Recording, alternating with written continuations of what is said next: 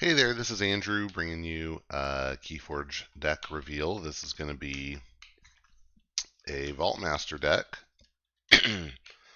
This one was picked up from Vegas for me by my brother-in-law after I delivered him one from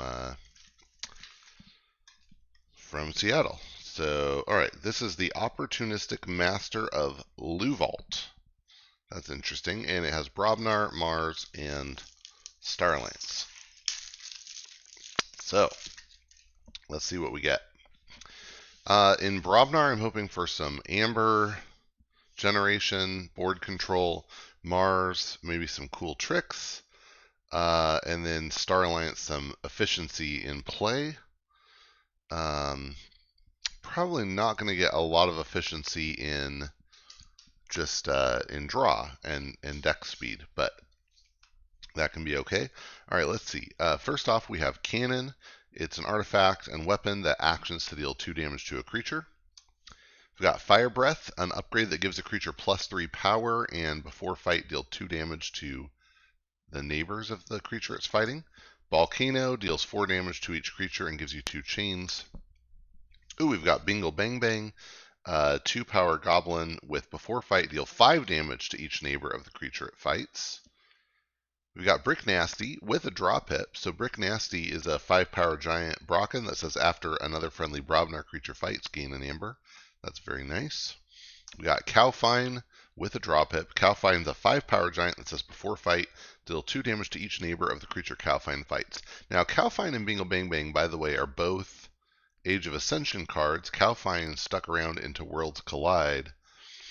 And I think Bingle's the better of the two. Although without Ready and Fight, Cowfine might be better. Either way, we have a lot of ability to snipe things from behind taunt because of the deal damage to neighbors and because of the cannon. So that seems pretty cool. Like, this is a really nice board control package. We've got another Cowfine, this time with a damage pip. Foozle with a draw pip. This one's a 5 power giant that says after reap, if an enemy creature was destroyed this turn, gain 1. Interesting because, if you need to fight and you have the brick out, you're still not losing out on a lot of benefit. So kind of, yeah, it's fine. It's good. We've got a Fresh Marks with an extra amber on it. Fresh Marks is an action that says play. It comes with an amber. This one has an extra one on it. So when you play it, you destroy a friendly creature, and if you do, you exalt 3 enemy creatures. Very nice. This is a lot of amber generation. We've got another Fresh Marks unenhanced. Lollop the Titanic, an 11 power location and giant who deals no damage when attacked, but when he's attacking, he does damage. And then we've got Rowdy Scald, a 4 power goblin that enhances for an amber and 2 damage, which makes sense. I'm wondering where all these draw pips are coming from. That sure is a lot. I like this Brobnar. The only thing that's missing is like ready and fight ability. But strong board control package. I like that. Let's see what we get in Mars. First of all, Custom Virus. It's an artifact with an amber. It's a weapon, and it has an Omni ability. Destroy it. You may purge a creature from your hand, and if you do, destroy each creature that shares a trait with the purged creature. That's always been a really interesting card, so nice to see it here. We've got Destroy Them All, an action that says destroy an artifact, a creature, and an upgrade. That's nice. Always nice to see that. Ether Spider is a 7 power beast that deals no damage when fighting. Each amber that would be added to your opponent's pool is captured by Ether Spider instead. That's a strong card and needs you to have some nice board control to go along with it, which we do here. Orbital Bombardment is an action with an amber. It says to reveal any number of Mars cards from your hand, and for each card revealed this way, deal 2 damage to a creature, and you can choose a different creature each time. Also some nice board control. Really benefits from strong archives, which we'll see if we get, but either way, a nice effect. And then Biomatrix Backup is an upgrade with an amber that gives a creature destroyed. Put this creature into its owner's archives. That's cool with the Ether Spider. We might do it to put back Brick or some of these other creatures. I think we have good targets for that. Glylix Weaponsmith is a 4-power Martian artisan with 1 armor. This one got a damage pip on it. It enhances for 2 damage and a draw. So that's at least where some of our draws came from. Wouldn't be surprised if we see more, but we don't. Okay. Kaboom. It's an action. When you play it, you put each Mars creature into its owner's archives, destroy each creature, and gain 3 chains. Nice board control here. If we don't need it, then we can just discard it. But if you use it, it could be pretty good. And it does set up, okay, we're putting our Mars creatures in our archives. Maybe that sets up a good orbital bombardment later.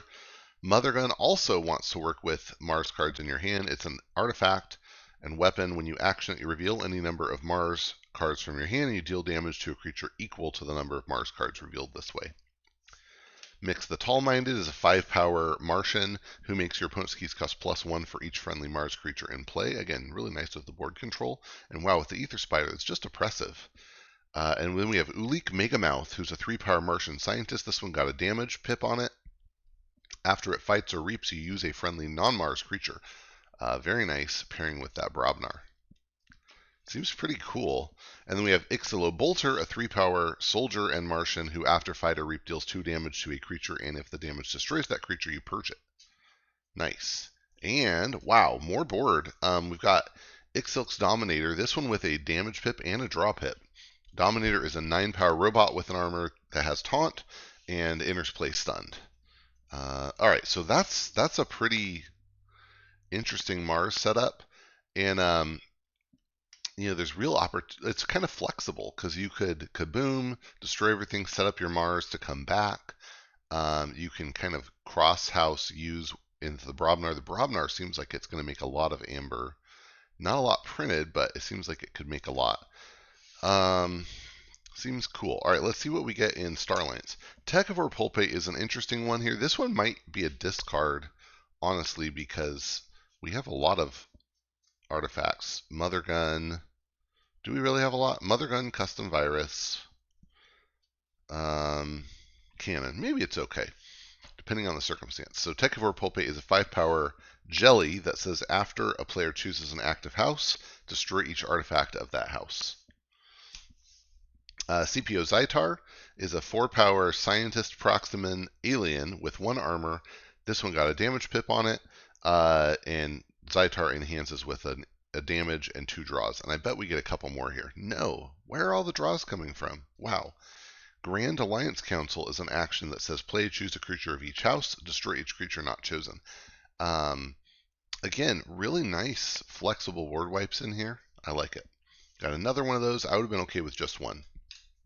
Lieutenant Karkar is a 5-power alien hand-to-hand with taunt and hazardous 3.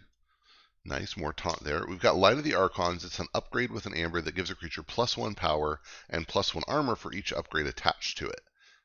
Very nice, and especially with like the Fire Breath and the Biomatrix backup, we could do a lot. Like you could really protect your Ether Spider that way. Actually, that seems good. Pyro, another upgrade, but this is a 3-power robot that can also be played as an upgrade. It has Splash Attack 3, but if you play it as an upgrade, it gives the creature it's attached to Splash Attack 3. Subject Kirby is a 2-power mutant with Play Fight Reap. You can play a non-Star Alliance creature this turn. Some nice play efficiency. Got another one of those. I like it. That'll help speed through the deck. Survey is an action with an amber. This one got a draw pip on it. It enhances with a draw. When you play it, you look at the top 2 cards of your deck and you discard one of them. Are we going to get more surveys? Yeah, another enhanced survey. Enhanced the same way. And then a 3rd survey. So I just still feel like, wow, we got a lot of enhancements here. We should have 3 draws, 5 draws and a damage, 6 draws, and 3 damage. Now we're at 6 draws, 5 damage, and an amber. And how many draws do we get? 1, 2, 3, 4, 5, 6. Wow, okay, it checks out. But that's fun. It's a lot of draw in the middle of your turn. That helps with that efficiency thing. And the subject Kirby's are going to help with that play efficiency. So I feel like this deck is actually going to go pretty fast. And there's a lot of ways to to use stuff, cross house, and some powerful cards in here. I would not be surprised. I'm going to guess in terms of SAS. Well, let's see how many raw amber we have. 1, 2, 3, 4, 5, 6, 7, 8, 9, 10, 11. So 11 raw amber. It's going to rely a little bit on getting amber from the Brobnar, but I think that's possible. And then you have the Starlance is really a support utility house. Your Mars is where you're stopping the opponent, and your Brobnar is where you're speeding yourself up. So it's pretty clearly defined rules there. I think it could work pretty well, and I'm going to guess it's in the high 70s on SAS. Let me I'll just pop that up really quick and see. You never know.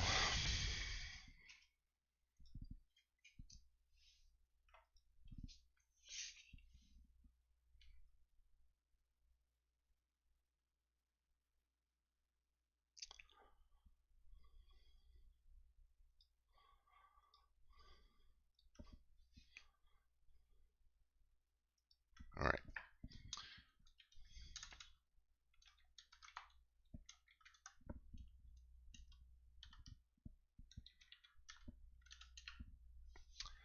All right. You discovered the Opportunistic Master of Luvault. Let's open up decksofkeyforge.com. Import deck. Ooh, 74. So a little lower than I expected, but still seems good and worth trying out. So I'm going to give it a chance. I think maybe those enhancements aren't being properly accounted for. Oh, there's no magic of like getting to play them more, getting to play them extra.